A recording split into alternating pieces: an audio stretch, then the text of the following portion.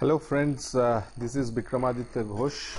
Today in this video we will be concentrating on the topic under the constitutional law, which is amendment of the constitution. Every year you will be able to find at least a few questions from this part, either in the way of judicial review or in the way of the subject of amendment itself or in any other manner.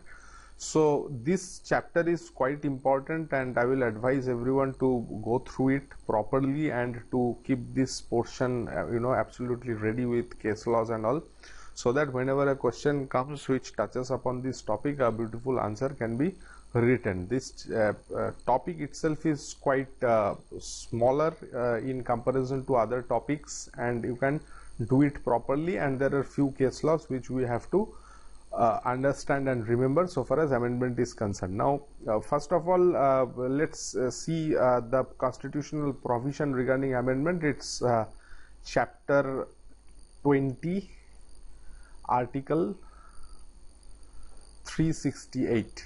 So this is the only provision which we have to understand under this chapter. Now before going into the topic further, we will first understand what is the nature of the constituent power, what is the concept of constituent power, how is it related with this topic of amendment. Now as we know that any body or any authority which has the power or jurisdiction to enact sovereign body. Now what is a sovereign body? A sovereign body is something or a body which is elected by a group of people or nominated by a group of people, where the people confer certain powers on that body to enact a law or to make a law for them on their behalf. That is the concept of sovereign body.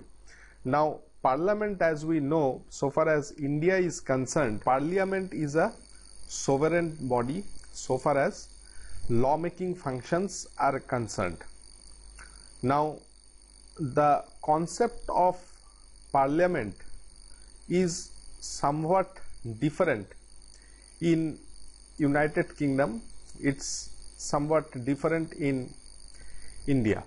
So far as UK is concerned, as we all know, that parliament is the sovereign body without any limitations. So in United Kingdom, the parliament is much more powerful. It doesn't have any kind of fetters whatsoever on itself so far as its lawmaking powers are concerned. Whereas in India, the parliament itself is a creature of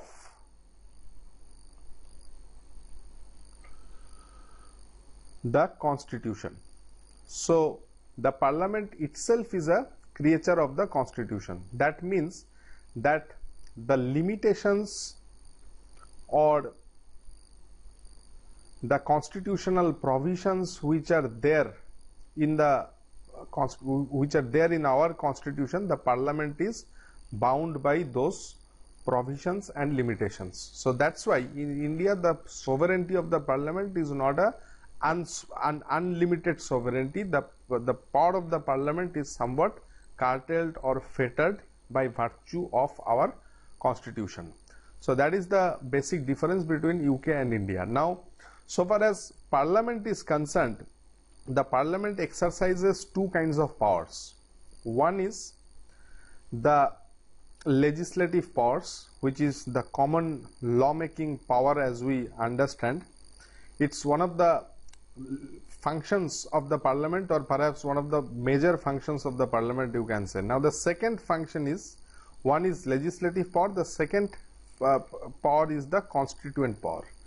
So constituent power as such, if you go on to find a definition, you won't, it is difficult to find a definition of what constituent power is actually, but to a large extent for our purposes of preparing ourselves for UPSC law optional, constituent power broadly connotes the power to make, unmake or remake the constitution.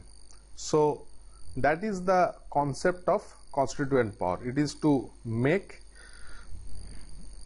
unmake or remake the constitution. So that is the concept of constituent power, which is to a large extent a higher power than the ordinary legislative power. Now, so far as the constituent power of the parliament is concerned, we have two judicial observations. In fact, there are many judicial observations, but we will remember only two judicial observations which we will be referring in our answers. The first one is from I.C. Golaknath. In I.C. Golaknath versus State of Punjab, the Supreme Court observed that the constituent power of the parliament is unfettered. Now we will see how this observation in I.C. Golaknath has subsequently been modified in Keshavananda Bharati. The Supreme Court says that the power of the parliament to amend the constitution under Article 368 is an unfettered power which has no limitations in itself. So the parliament, if in its intention wants to amend the constitution in any manner whatsoever, it can do so. But this view was subsequently changed in Keshavananda Bharati. In Keshavananda Bharati, the Supreme Court says that the power of amendment or the constituent power of the parliament is a limited power.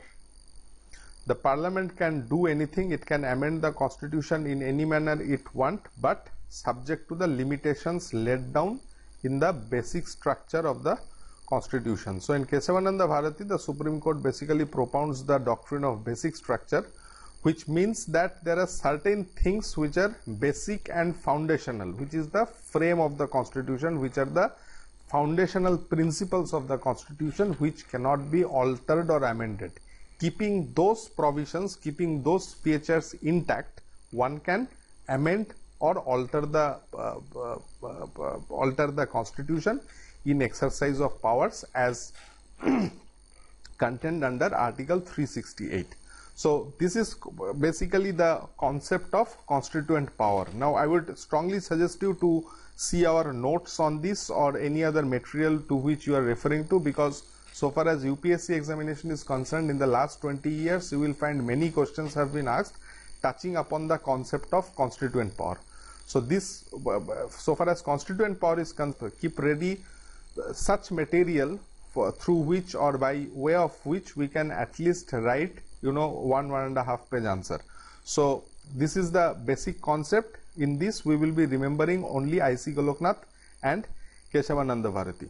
Now moving further, there was also questions asked in UPSC examination, that is, what is the difference of constituent power which was there with the Constituent Assembly which framed the constitution and the constituent power of the parliament.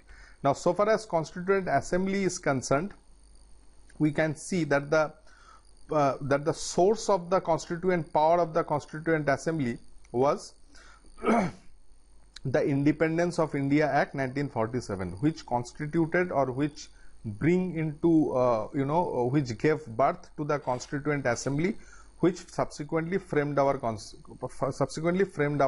So far as our parliament is concerned, the source of constituent power of the parliament is the Constitution of India itself. As we have mentioned earlier, that Constitution of India has created the parliament. The parliament is a creature of the Constitution of India itself. Now from the provisions of the Independence of India Act 1947, we will find that the constituent power of the Constituent Assembly was in fact unlimited. It gave optimum liberty to the Constituent Assembly to frame a constitution as it likes. It was a complete freedom which was enjoyed by our Constituent Assembly to frame a constitution according to its own wishes, considering the needs and requirements of the Indian society, Indian ethos and systems. So therefore the Constituent Assembly went on to exercise this unlimited power while framing our constitution, and as such there were no limitations. However, the Constitution of India, which has created the parliament, in fact has laid down certain limitations beyond which the parliament cannot move. Now subsequent to that, we have the Keshavananda Bharati judgment which came in effect in the 1970s. We have the basic structure doctrine. So as on today, the constituent power of our parliament is unfettered, otherwise subject to the provisions of the constitution and the basic structure doctrine and the judicial decisions which have been rendered by the Supreme Court from time to time. So therefore, the constituent power of the Constituent Assembly was unlimited, whereas the constituent power of the parliament is in that sense limited. Now, the constituent power of the Constituent Assembly, as obvious, it got, it was over once the constitution was framed. The Constituent Assembly was dissolved and its constituent power goes. Thereafter, the parliament comes into place, and the parliament is now till date continuing till the Constitution of India is in force. Therefore, as on today in 2020, it's the parliament which exercises the constituent power so far as its lawmaking functions are concerned. Now here we will also see that the state legislative assemblies or certain assemblies in the union territories, for example Delhi and Pondicherry, they have their own legislative bodies, but still they don't have constituent power because the state legislatures cannot do anything so far as constitution is concerned. It is only the parliament which has powers to make, unmake or remake the constitution. So therefore, the constituent power is only exercisable by the parliament, which is a higher power than the ordinary legislative power. So that is the entire concept. Now you can go through our notes or any other textbooks which you are referring to, or you can Google it out, little bit of, you will get some good articles and all on constituent power. You can read those and you can supplement your knowledge on this. Now moving further in the topic of amendment. So we have seen that so far as India is concerned, the power of amendment emanates from Article 368. That is the fountainhead of the power through which the parliament can amend the constitution. So apart from Article 368, we don't find any other provision in the constitution which grants the power of amendment to the parliament. Now apart from this, if we talk in general, so far as the legal systems throughout the world is concerned, we will see that historically there have been many modes of amendment. Now the methods as such can be divided into two categories. One will be the formal methods and one will be the informal methods.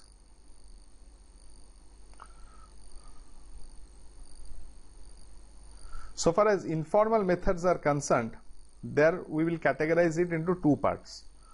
One is through judicial decisions.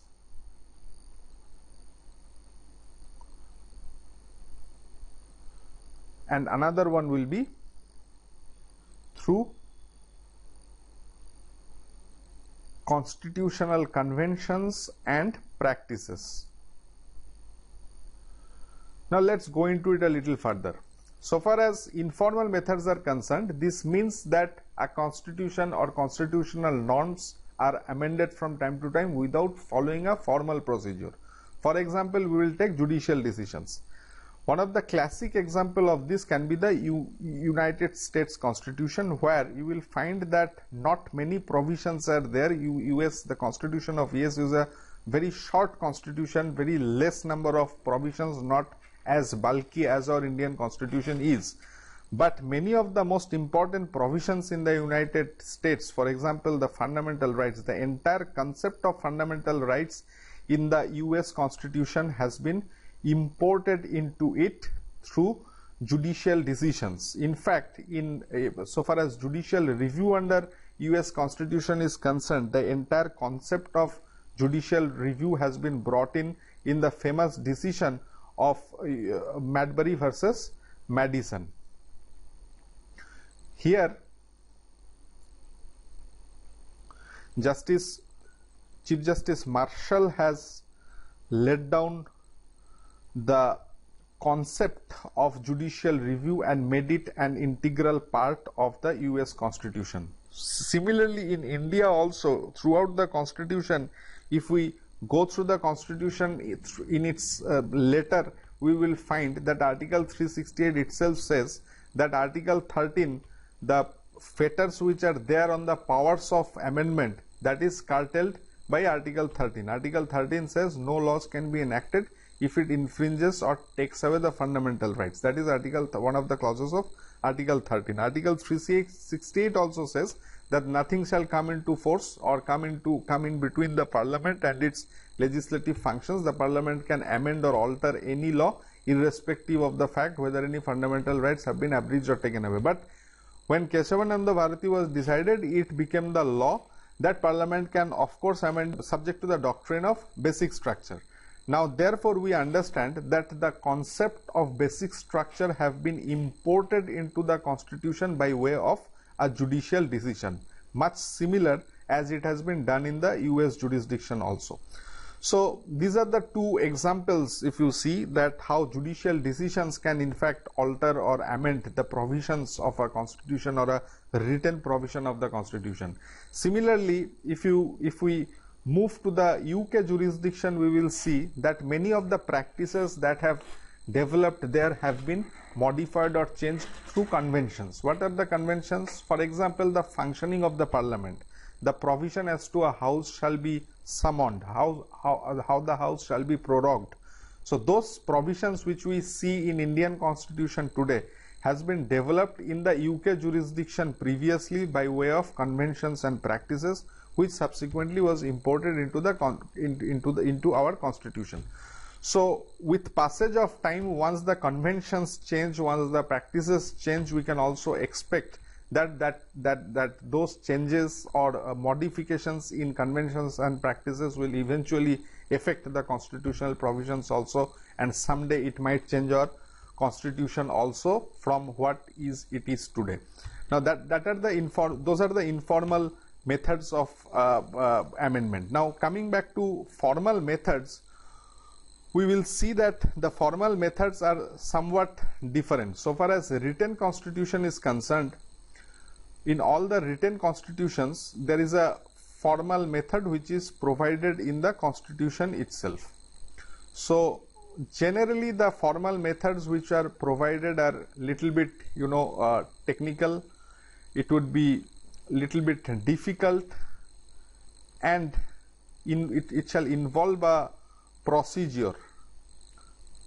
So an example of this is our own Article 368, which itself lays down a procedure for amendment. What is the procedure? You have already studied it in polity, and I will explain that a little later while discussing this topic further. So that's what written constitution is all about.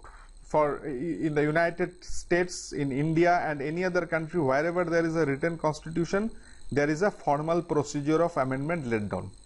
So far as unwritten constitutions are concerned, for example, the constitution of the UK, amendment is very much possible, but it is much more easier for two reasons. Firstly, in the case of United Kingdom particularly, you will see that the Parliament of the UK itself is a sovereignty and it exercises an unfettered and unlimited power.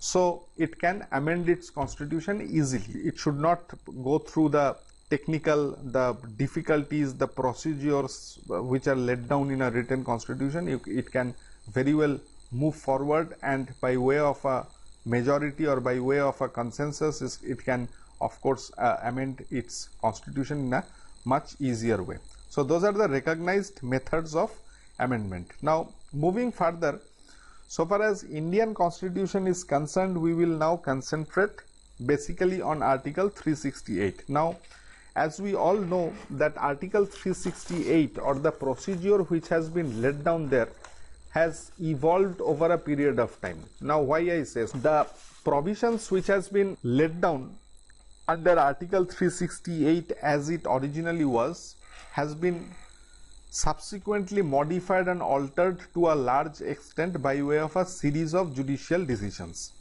So we have to look at it from a time-bound perspective, in a chronological manner.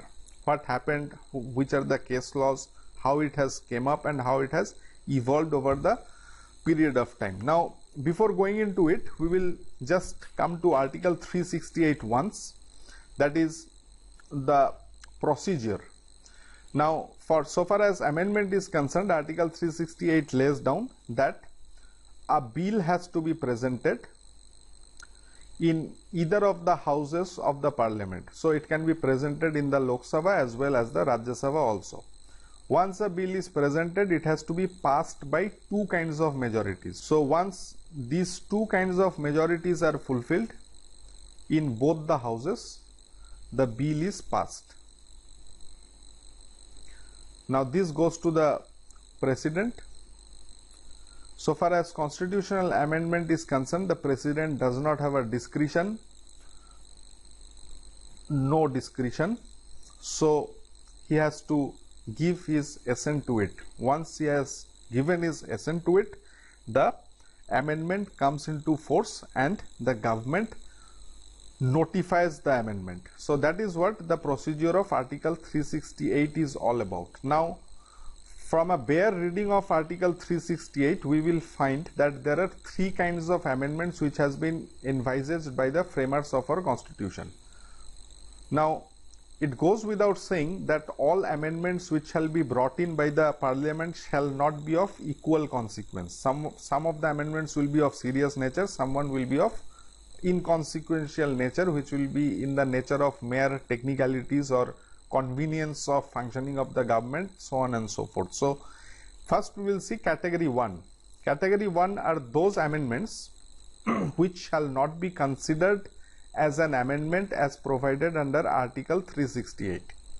So what are those amendments? Amendments which are of mere technical nature. For example, alteration of territory of a state,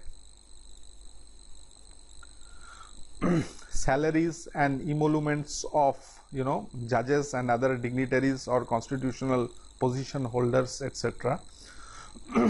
Third can be the provisions regarding oath of the constitutional position holders and so on and so forth. So if you go through the textbook of polity by Lakshmikant, you will find there is a detailed list provided. You can also find it yourself from any textbook. We are not going further into it here. Now, so far as category 2 is concerned, here Parliament requires to pass the act, but it has to be ratified by the states, half of the states, to ratify and accept the amendment. Now this is basically those provisions which eventually affects the powers and functioning or the constitutional position of a state. Now what can be those categories? Number one example is the provisions regarding High Court. Now, so far as High Court is concerned, Article 226 and 227 are very important provisions. Now, if the Parliament wants to amend 226 or 227, it affects the domain of the state, therefore, state has to ratify this. Second can be the manner of election of president. So far as election of president is concerned, every state has a stake into it, because the state is also a kind of, the state participates in the voting process. So if the Parliament wants to amend the provision regarding election of president, this ratification part has to be taken into consideration, and such amendments can only be effectuated once it has been ratified by the states by not less than 1/2 of the states. So necessary resolutions through their assemblies. Category 3 is the remaining category where amendment has to be done in accordance with the provisions which are laid down in Article 368. So this is the category of amendment where the procedure which we had seen as laid down in Article 368 has to be followed. So those are the three categories of amendments that we have in the Constitution of India. Now moving further, we will see how the evolution has taken place so far as the amending process is concerned. So first of all, we will go back to 1951 and see the decision of Shankari Prasad Singh versus Union of India. Here the first Amendment Act 1951 was under challenge so far as right to property is concerned. This was under challenge. Now the matter came before the Supreme Court. The Supreme Court said that in exercise of powers under Article 368, the Supreme Court can make any law, and such law does not fall into the category of laws which has been referred to in Article 13, that is, laws which infringes upon fundamental rights. So by implication, this means that any law which amends the Constitution or a constitutional amendment act does not fall within the laws which has been included in Article 13.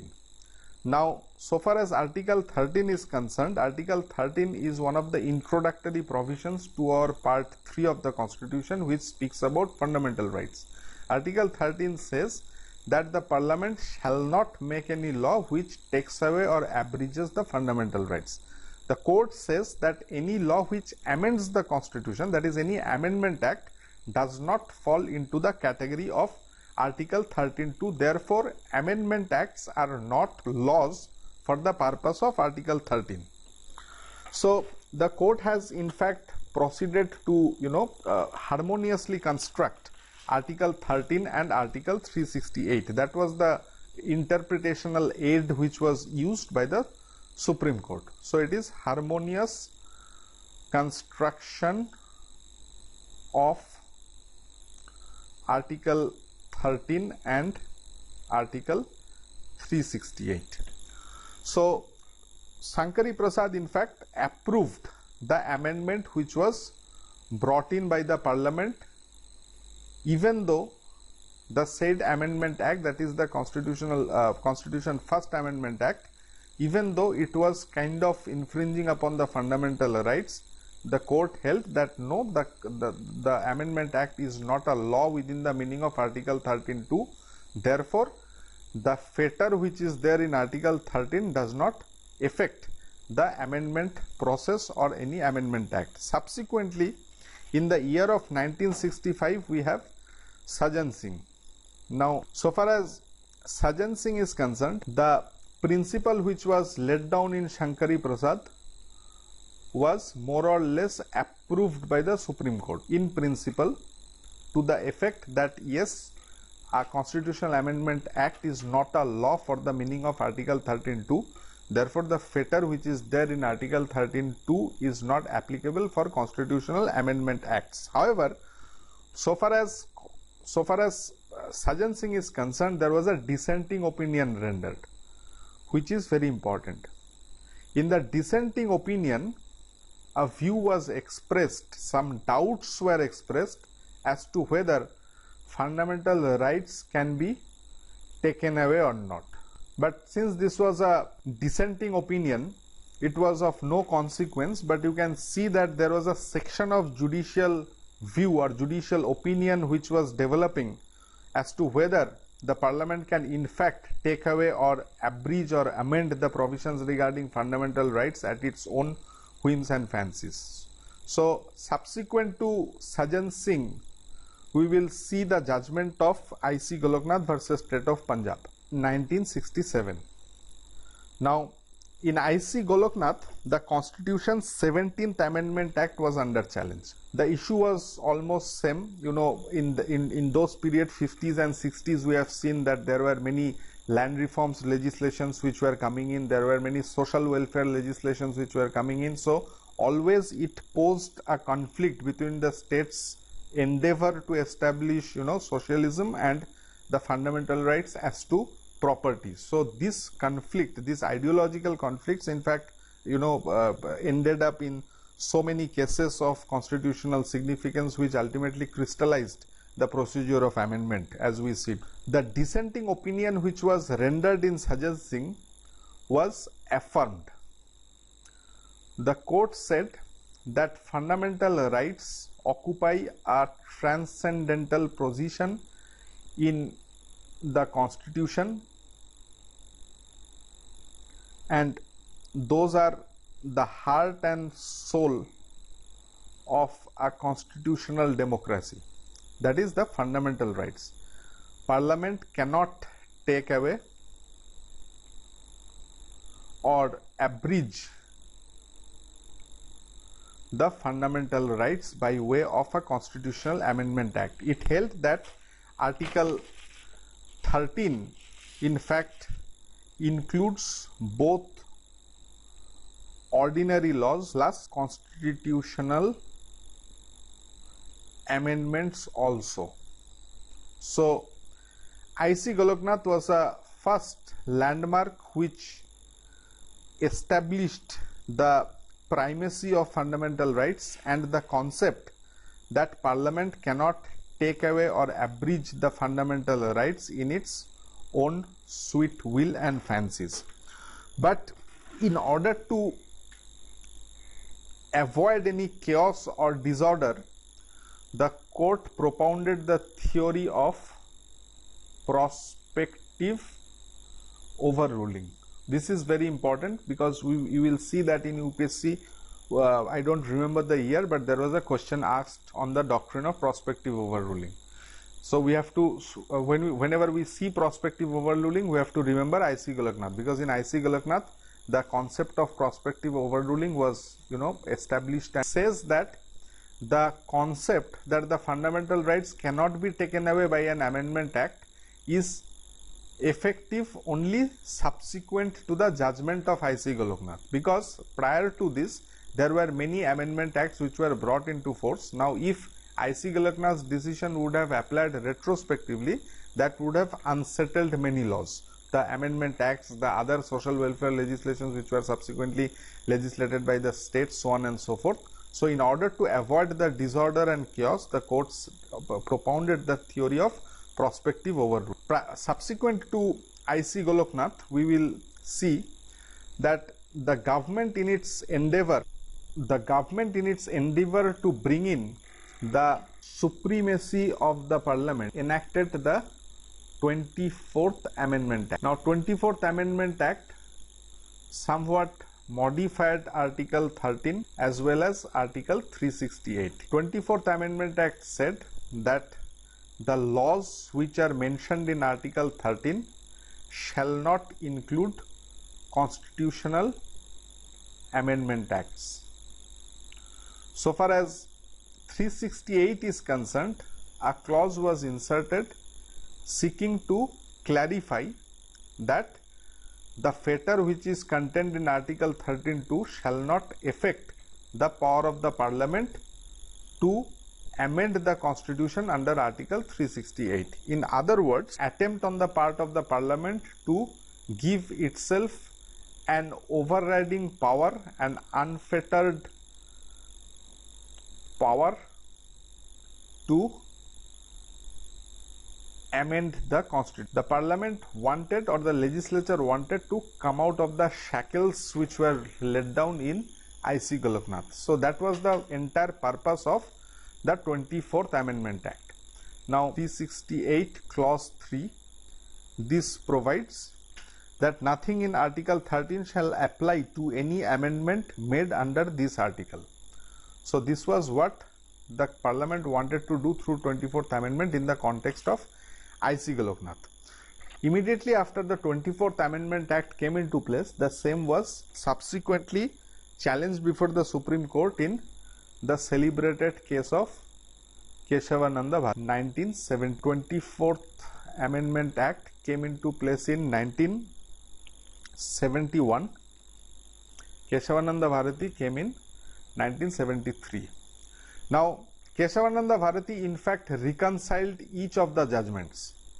I.C. Goloknath, Shankari Prasad and the Parliament's endeavor to achieve supremacy, that is the 24th Amendment. So all these things were finally reconciled.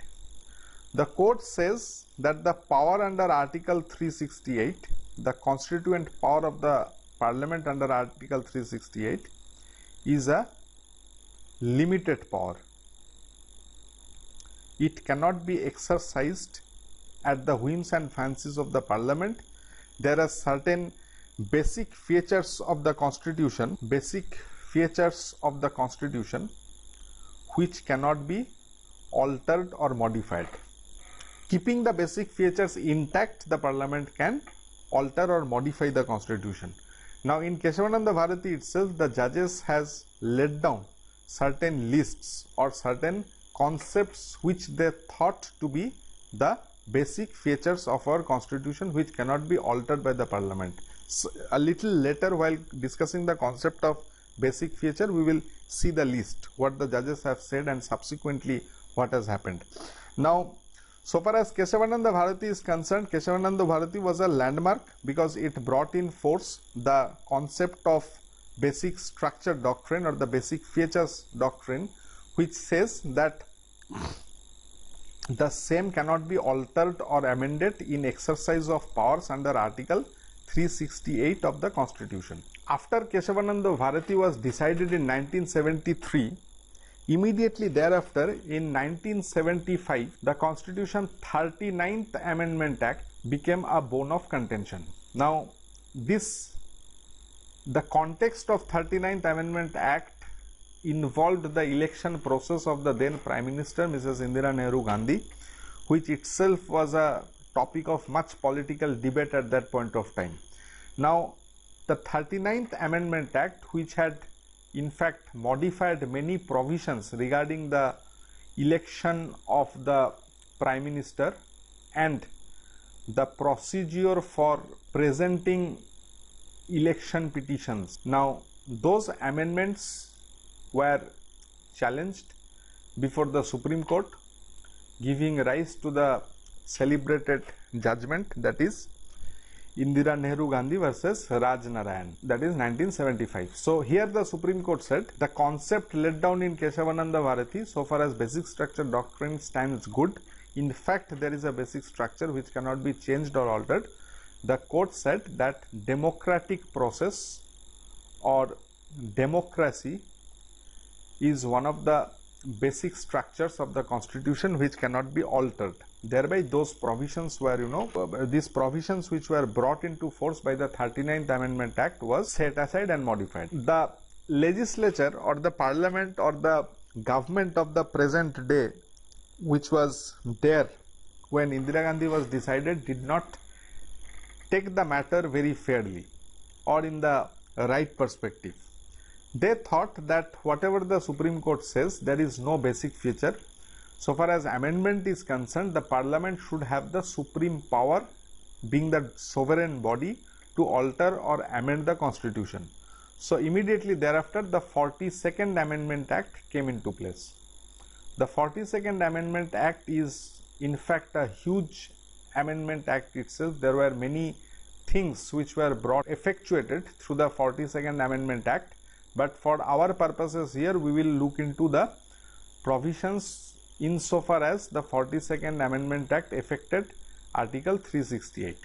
So, the 42nd Amendment Act added two clauses in Article 368, which we see today as Article 368. 4 and subclause 4 and 5 was added through the 42nd Amendment Act 1976. So, this once I wanted to clarify that Parliament is supreme. There cannot be any embargo or any limitation so far as the power of Parliament to amend the Constitution is concerned, and there is nothing called basic structure. Everything and anything can be altered or amended if the Parliament so desires. So it was basically a conflict between the judiciary and the Parliament. The Parliament wanted to establish its supremacy. The judiciary wanted to protect the heart and soul of the Constitution. So ultimately, this 42nd Amendment Act and the provisions which it brought into force, that is subclause 4 and 5, was again carried before the Supreme Court by way of a litigation, which is the Minerva Mills versus Union of India.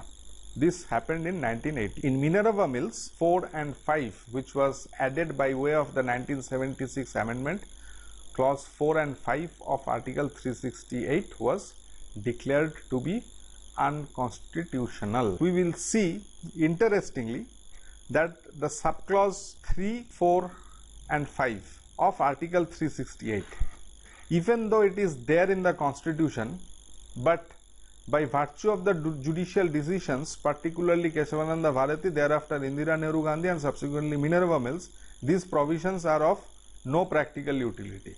What holds good is the judgment of Kesavananda Bharati and the doctrine of basic structure. Come what may, whatever the parliament says, whatever the parliament enacts, you cannot do anything going beyond the basic structure. You cannot destroy or alter the basic structure. That is the law as on today. This was subsequently, upheld. The concept of basic structure was subsequently upheld in Vaman Rao and Raghunath Rao. Now, if you have time, you can go through these judgments, but what I advise is you can restrict your knowledge of amendment only within those case laws which we have discussed here, because when a question comes in the UPSC law optional paper, you will have very limited time to write an answer. You only remember the case laws and the main points which have been discussed. So whenever a question is asked, you just mention the case laws in a chronological manner, the 24th and the 42nd Amendment Act, which are very essential and crucial so far as this topic is concerned, and you write a bullet wise answer or a chronological answer stating all the events which has happened. Now moving further on this topic, we will see what are the basic features of the Constitution. Now in UPSC, there are many questions which has been asked on this topic. So what we will try to do is, whenever a question is asked about basic structure doctrine, we will remember what are the basic features in a different manner. Instead of writing it as a list, we will provide the name of the case laws first, and we will write what are the basic features which were identified in those particular case. So this is one chart which we have prepared for you for easy memorization. In our notes, you will also find mind maps regarding this, which will be more easier for you to remember, as we do for all the topics, for for your convenience, so that you can memorize the case laws properly.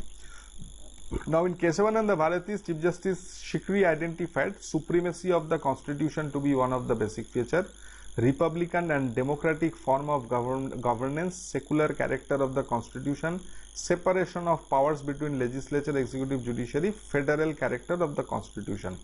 So this was all a subjective understanding of the judges. There were many judges who delivered different opinions in Kesavananda Bharati. Each one of them felt that those are the characteristics of the Constitution which we feel to be the basic structure. There is no hard and fast list. Even today, the list can grow, or there are new things which can be included in the list, as has happened subsequently. The other judges, apart from Chief Justice Sikri, they had identified dignity of individual and fundamental rights to be basic structures, mandate to build a welfare state to be a basic structure, unity and integrity of the nation, and parliamentary system as basic structure. So if one parliament or one elected government feels that today we will change the Constitution and make India a presidential system like the United States, perhaps that decision or that endeavor will get hit by these observations of Kesavananda Bharati. Subsequently, Indira Nehru Gandhi, which we have discussed earlier, that is 1975, Indira Nehru Gandhi has identified equality of status and opportunity as basic structure, rule of law as basic structure. So equality of status and opportunity came in the context that the 39th amendment, which was under question or under challenge, that included certain procedures which we had mentioned earlier regarding election, that were sought to be changed in favor of one particular individual, that is Indira Nehru Gandhi. The Supreme Court felt that all individuals are equal before law, and equality of status and opportunity is a basic feature. So for one individual, one prime minister, you cannot make special provisions by way of a constitutional amendment. So this is the context in which the court held that equality of status and opportunity is one of the basic features. Similarly, rule of law. Now if something happens, one political party comes in power, one leader of the party feels that for his convenience you can do anything, the rule of law concept will come in the way and stop such endeavors, because rule of law is one of the basic features of our constitution. Similarly, in Quixote Holohan versus Jochilu, the Supreme Court identified democracy, free and fair elections as one of the basic features. Similarly, in S.R. Bomnai also, democracy, federalism and secularism and equal treatment of all religions was held to be basic structures. S.P. Gupta, independence of judiciary. You know, S.P. Gupta is famously known. There's a series of S.P. Gupta cases, all called judges appointment cases 1, 2 and 3. So their independence of judiciary was held to be one of the basic features of the constitution. So this is what basic feature is all about. So whenever a question is being asked, we will try to remember the concept in the form of a chart like this, and we will present it in our answer like this. It will save lot of time, and it will also cater to the requirements of the question. The examiner will feel convenient to see an answer in this manner. The concept of judicial review. Now, judicial review is one of the basic features of the constitution. This was held and affirmed by the Supreme Court number of times. One such instance is B.R. Kapoor. We have Sampath Kumar, we have L. Chandra Kumar. The concept of judicial review means that the Supreme Court and High Court can review any legislation or administrative action. This means that the executive and the legislature cannot enact or do anything which goes contrary to the principles laid down in the constitution. So in this context, Supreme Court becomes the guardian of the constitution, or protector or savior of our constitution also. Now when the Supreme Court judicially reviews legislation, it oversees the functions of the legislature. When it looks into administrative actions, basically reviews the powers and functions of the executive. So that's how the judiciary overviews both the legislature and the executive through the mechanism of judicial review. So if judicial review is taken away, the entire constitution becomes a dead letter, because there will be no one to scrutinize if or whether the constitutional principles are being respected or adhered to. So therefore judicial review has been held to be one of the basic features of our constitution. Now in this context, first of all we will see Sampath Kumar. The Parliament wanted to enact a provision in the constitution bringing into force or bringing into existence the administrative tribunals.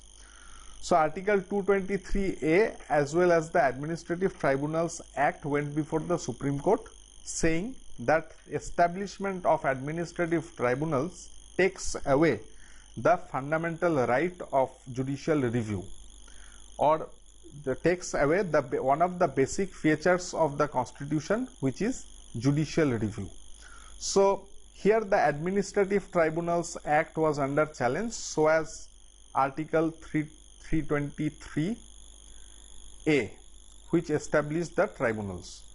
So the acts or the amendments took away the power of judicial review from the high courts and vested that to the tribunal. But the power of the Supreme Court under Article 136 was retained.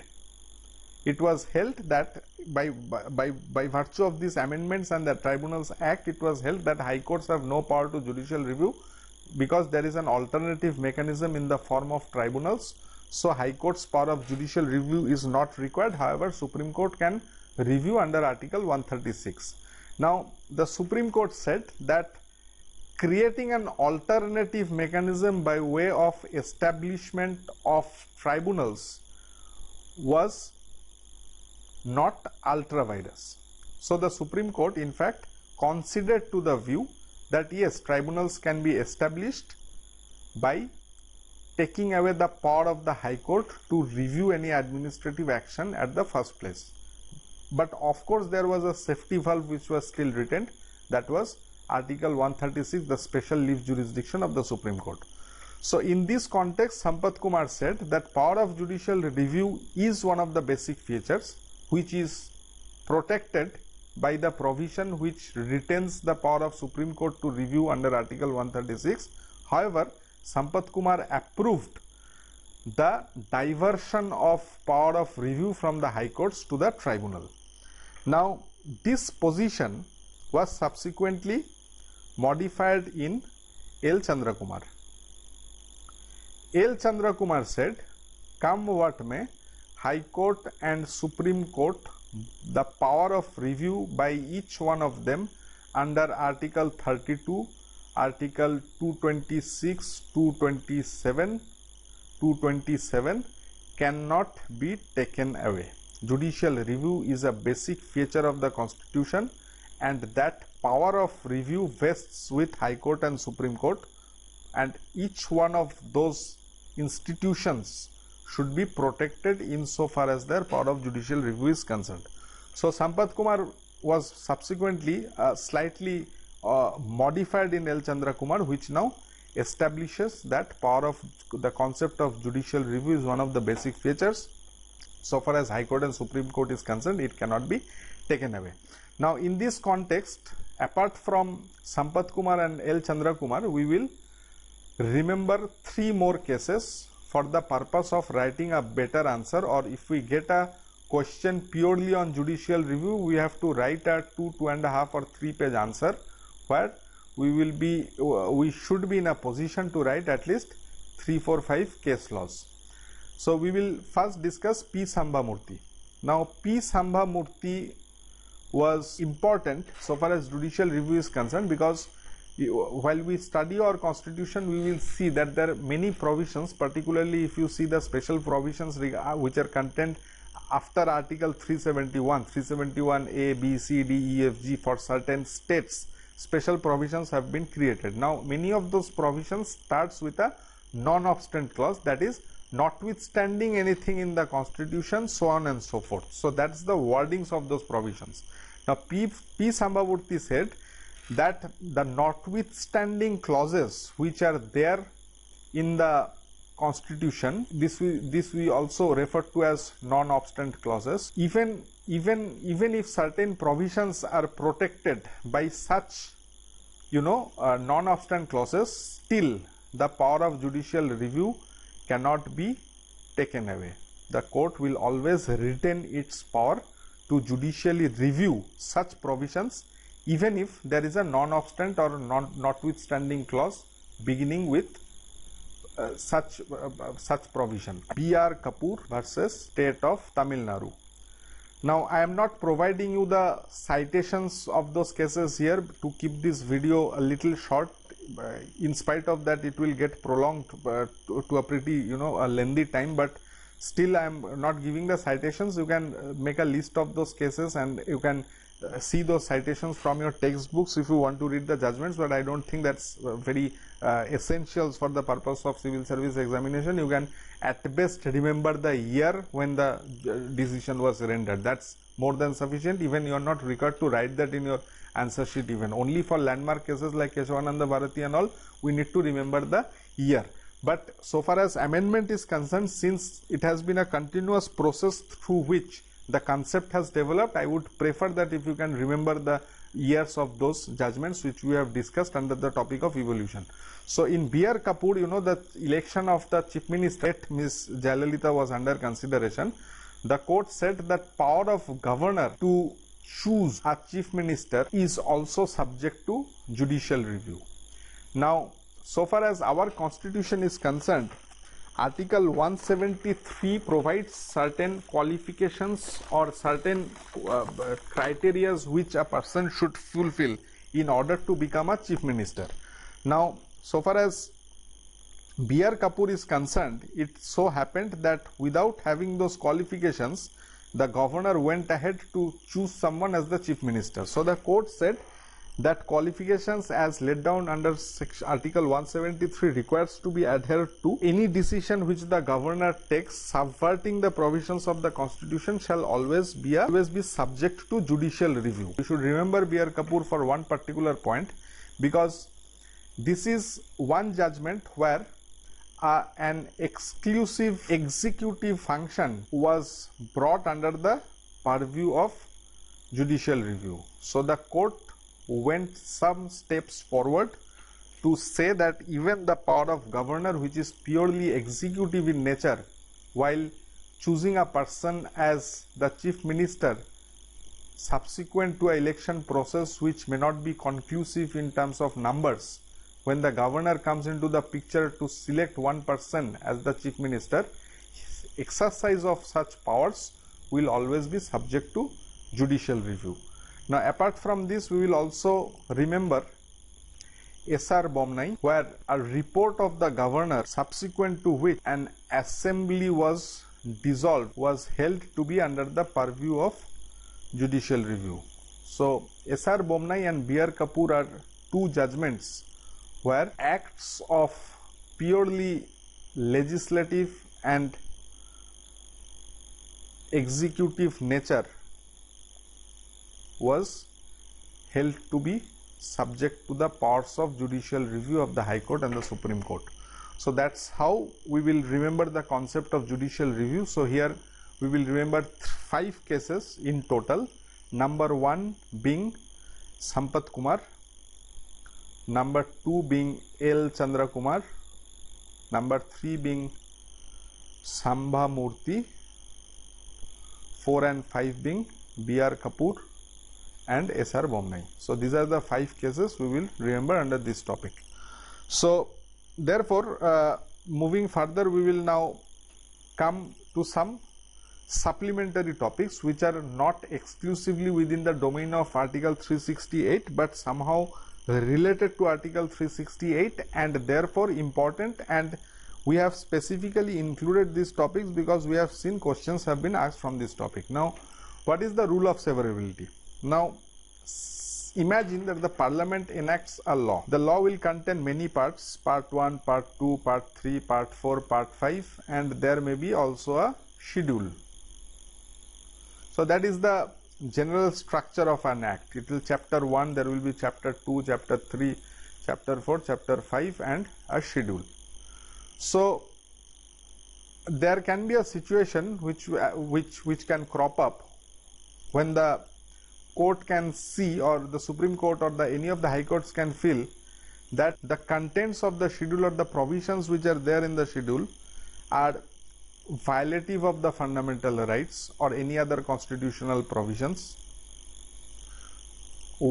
Chapter 3 or any chapter of the act is also similarly violative of the fundamental rights or any other provisions, but other provisions 1, 2, 4 and 5 may be in compliance with the constitution or there is no violation of the constitution.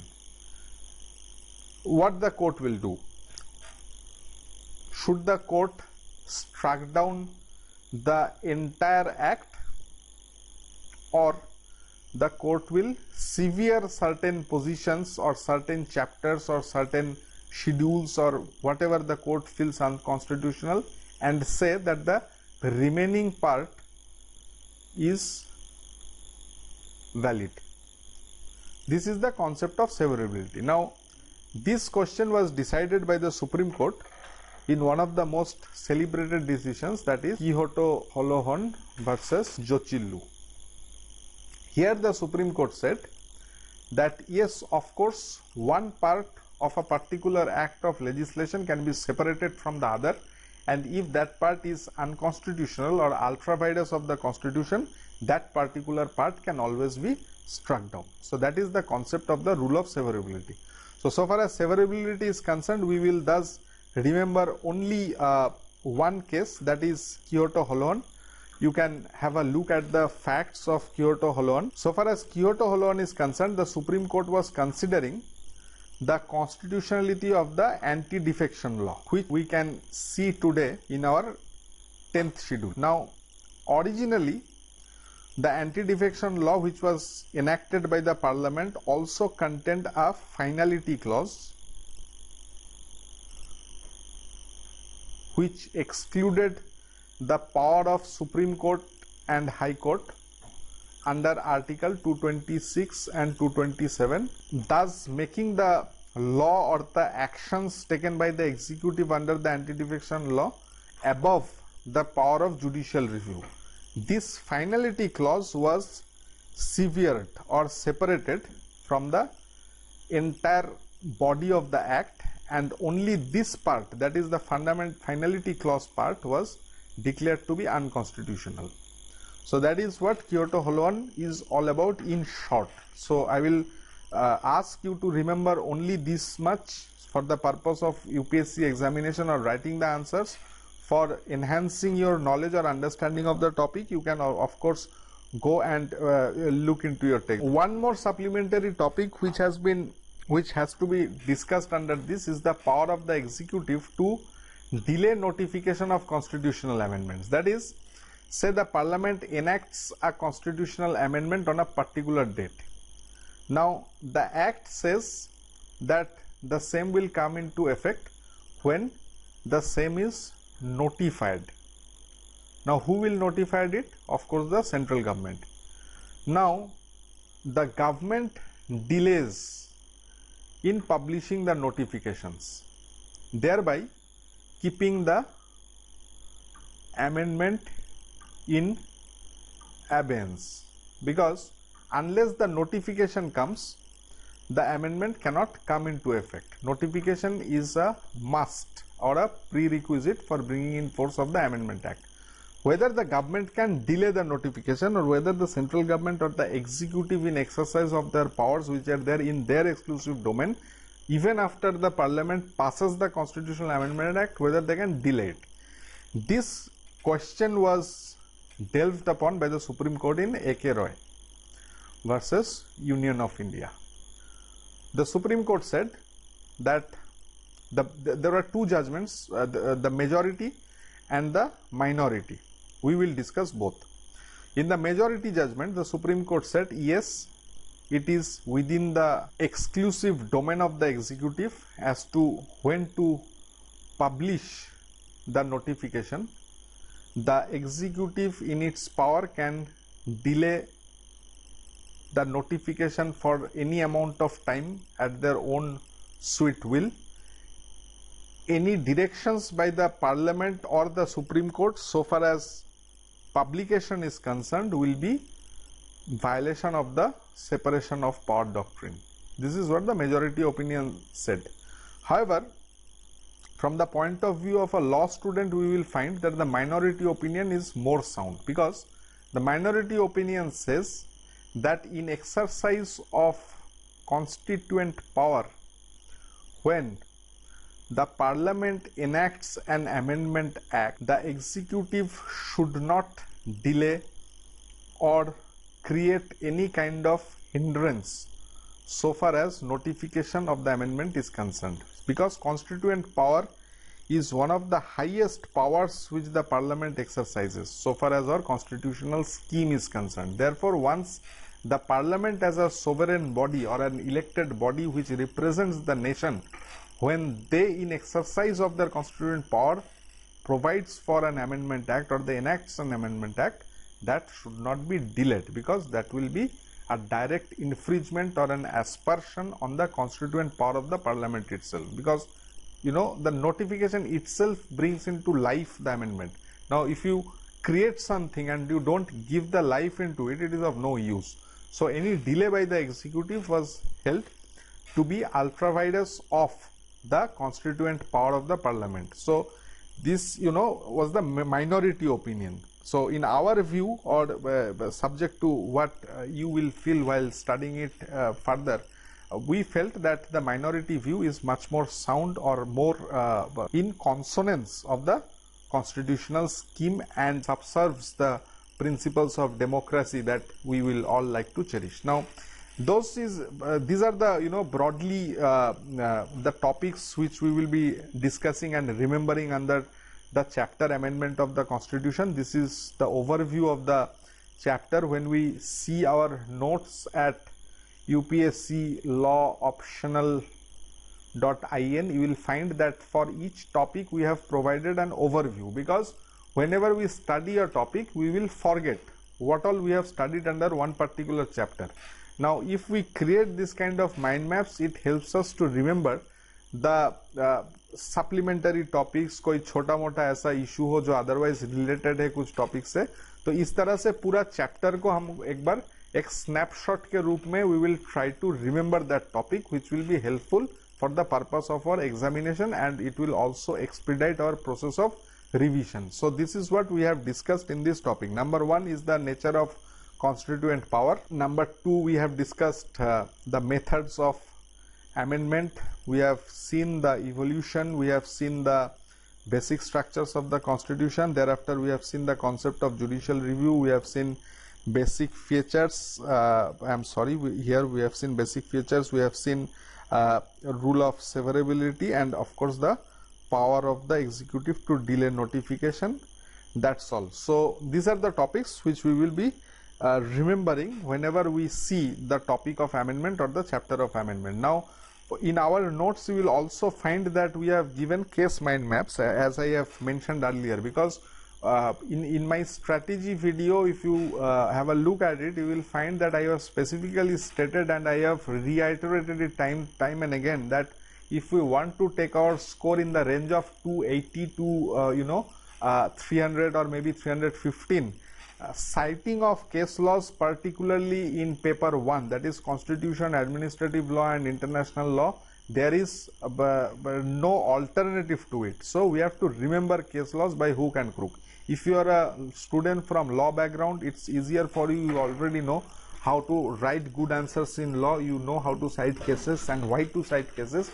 If you are a student from non-law background, it is high time that you should also understand this and try and remember as many cases as you can.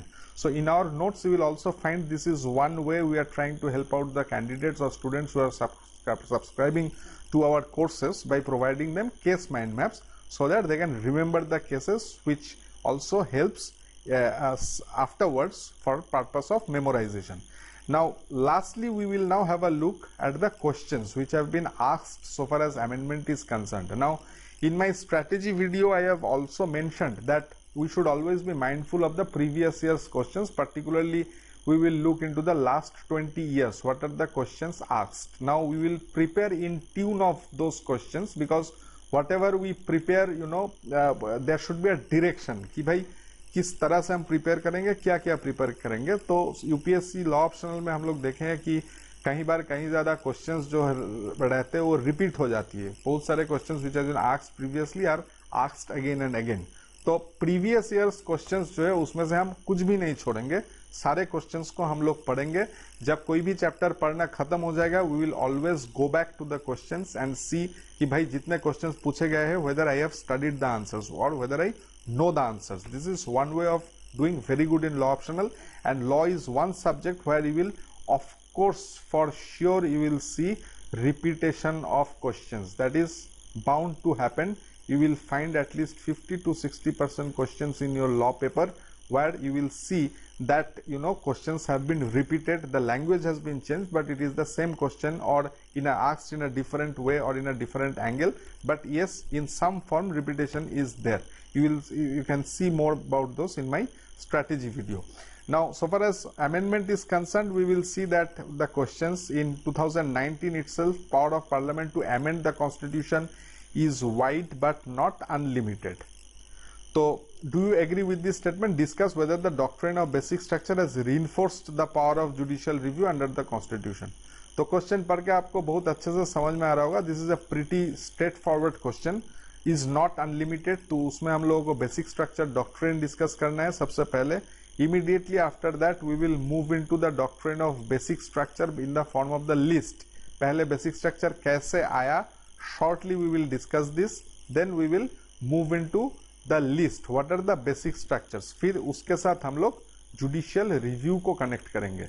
उसमें we will cite Sampath Kumar, L Chandra Kumar, we will cite Samba Murthy, if possible time permits, of course B.R. Kapoor also and S.R. Bomnai. तो इस तरह से our answer will become complete. It is a 15 marker, you will get 3 pages to write. तो इसमें हम लोग इतने सारे चीज लिख सकते हैं and of course prefer writing in a bullet form. उसमें बहुत ज्यादा चीज आप लिख पाएंगे कम समय के अंदर और कम जगह पे.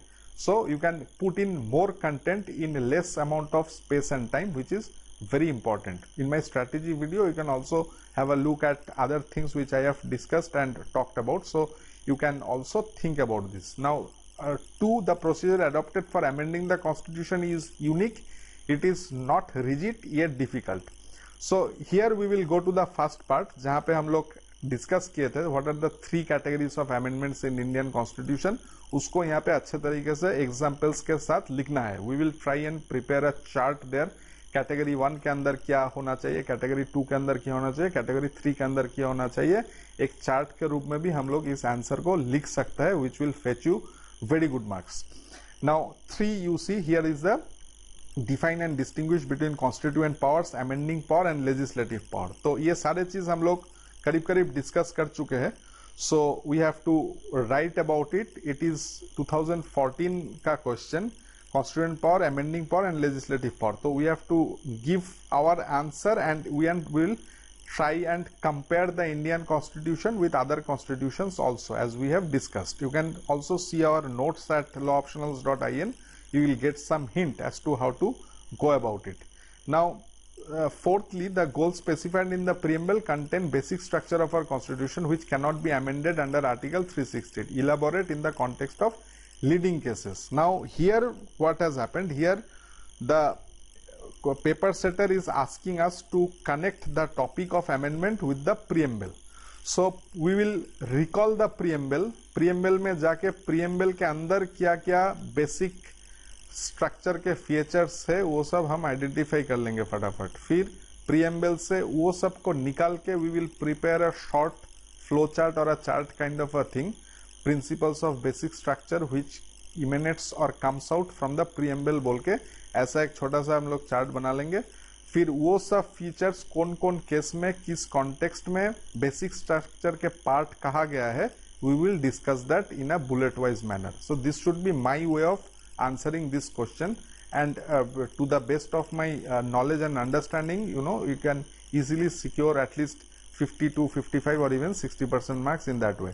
Constituent power to frame the constitution, constituent power to amend the constitution have different connotation and scope. So indirectly they are asking the difference between the constituent power of the constituent assembly and the constituent power of the parliament. ये है इस question का you know, the crack of this question. So we have discussed it in a chart wise manner in the first portion of this video itself.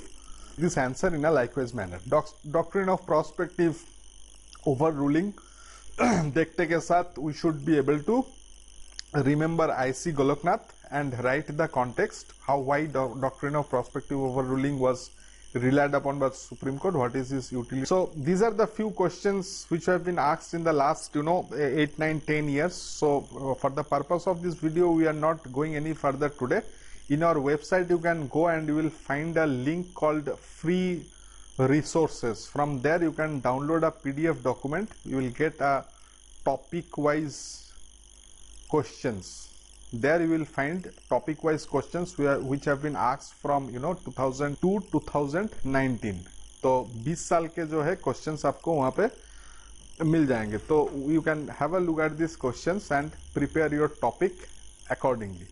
So that's all so far as the topic of amendment is concerned. If you feel interested or if you feel that this kind of resources and materials and guidance will be helpful for you so far as your preparation is concerned, you can visit our website, that is upsclawoptional.in. You can get a glimpse of our notes. There are sample notes which are there. You can get a glimpse of our video lectures and also test series which we have framed. So you can have a look at it. Thank you for your time. Thanks for watching the video.